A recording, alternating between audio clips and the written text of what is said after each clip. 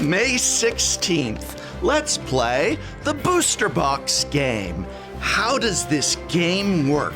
I'm about to break open a booster box of Ikoria, Lair of Behemoths, and see if I can get $100 in rares and mythics and foils, which is what I paid for the box. If I can do so, I will immediately sell those cards and then go down to my local game store and buy another box. I will repeat this process until I open a box that is not worth its own cost in rares, mythics, and foils. Will I open one box or 10? It's the Booster Box game, so let's play. Remember, we're looking for cards with a minimum of $2 in value each due to shipping, handling, and seller fees on the online services that I use. And there are currently no uncommons or commons worth $2 or more, so we're only looking at rares, mythics, and foils.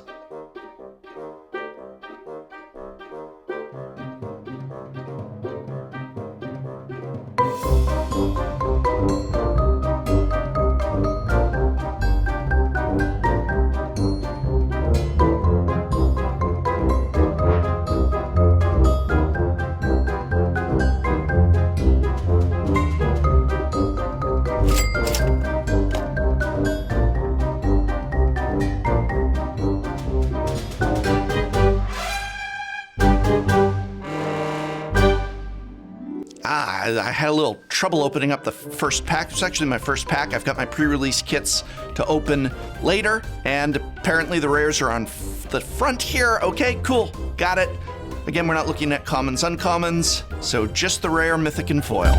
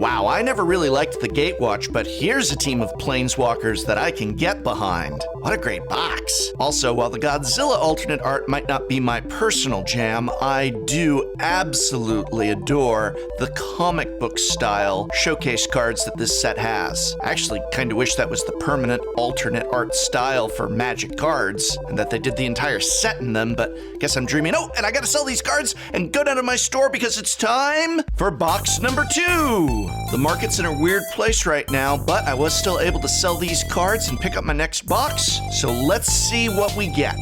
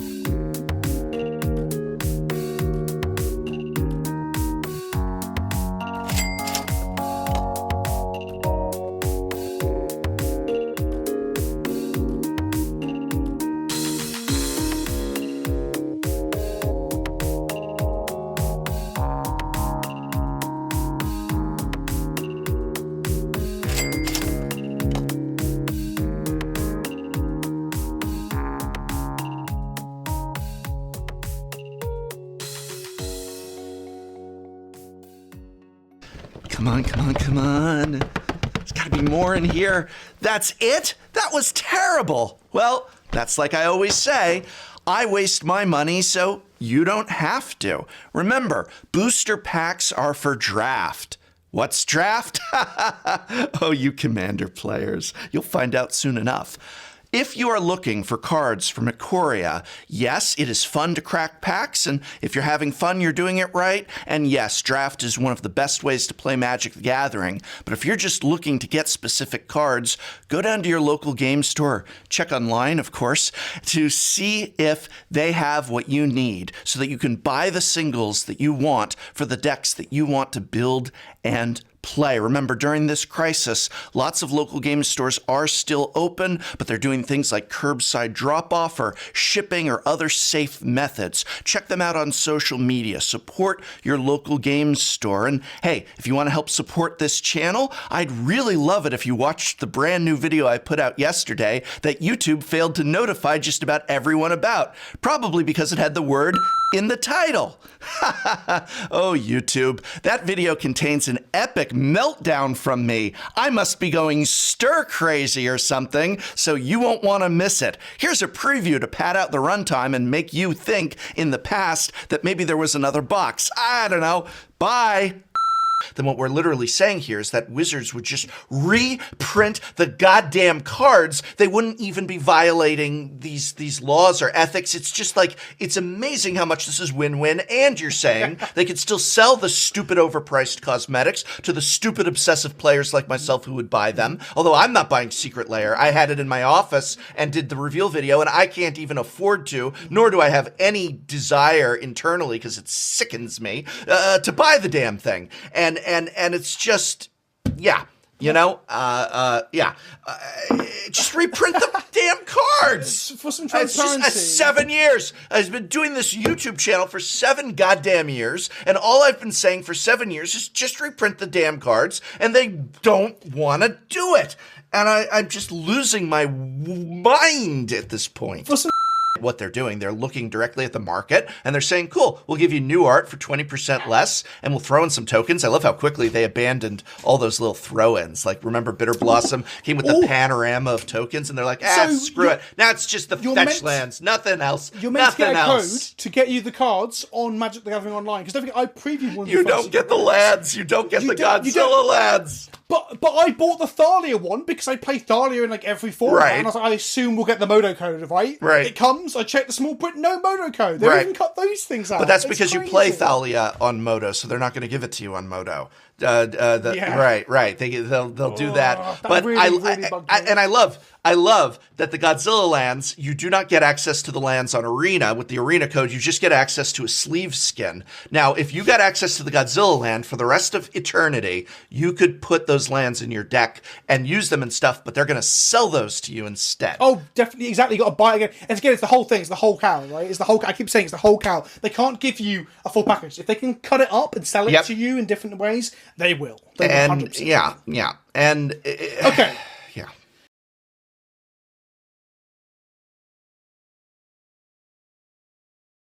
Many Magic the Gathering players ask the question, is it worth it to buy a Commander pre-constructed deck? The year is 2020, and though we may be far apart, new Magic the Gathering product releases are not. This year's Commander decks are tied to the plane of Ikoria, with commanders and mechanics and even a wide selection of cards being from the monstrous plane.